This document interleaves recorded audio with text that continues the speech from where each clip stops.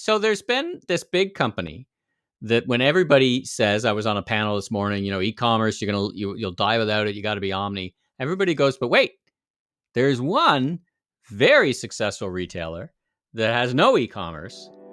That might be coming to an end. Talk about that.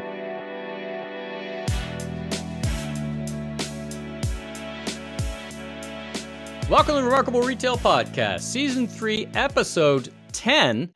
Can you believe it's October, the 10th month of the year? I'm Michael LeBlanc. And I'm Steve Dennis.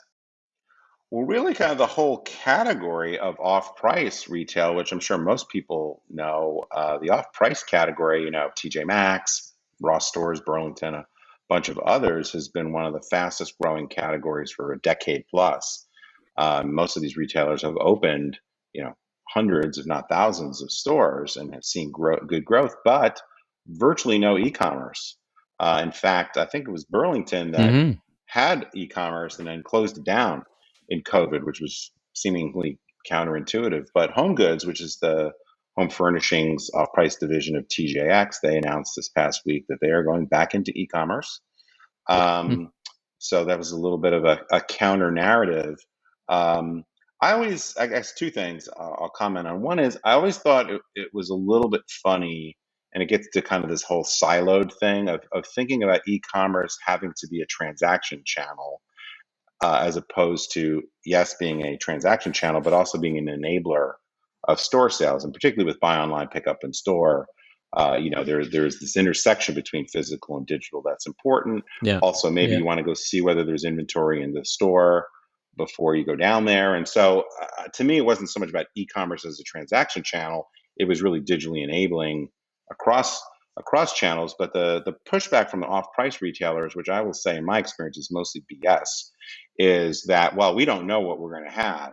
So how could we possibly put it on a website? And, they like to create this illusion that everything is like, fell off the back of a truck and that's why it's such a great deal. But, so much of the product for these stores is made for them. So they absolutely know what they have. And yes, there is a portion that's more treasure hunty, but so I think there has been a little bit of a smoke and mirrors game, but a big part of it, which gets me to my second point, is concerns about profitability, because the price points are fairly low, and as we've talked about, returns are quite high. So there is a real concern about how to profitably do e-commerce in the off-price channel. What HomeGoods is doing, which is interesting, is they are going to charge, I think it's $11.99, cheat sheet here. I think it's $11.99 or something like that. Sorry, I can't find it in my extensive notes. I have to fire the research assistant. But they're going to have a charge for returns through the mail. Oh. But you can return for free in a store. And they're that's not that uncommon, actually. That's not that uncommon. Well, I mean, a lot of retailers don't charge you to return, but they make you pay the shipping or return it free, right? Right. So this is, I guess, one lump, a fixed fee, and there will be also same delivery charge if you spend less than $119.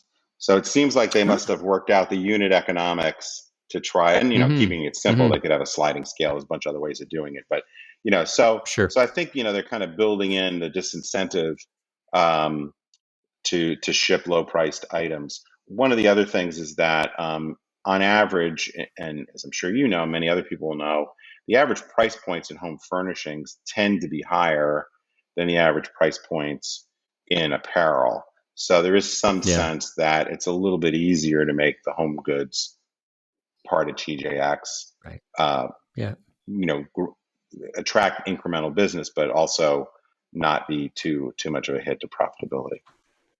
Well, and the returns are an order of magnitude less than apparel, right? HomeGoods return in the single digits, apparel returns in the pick a number, 30, 40%. You don't have to worry about the fit of a towel or something like that, right? You may not like the color. You may not like the color when you get it home, but it's not a fit fabrication issue so much.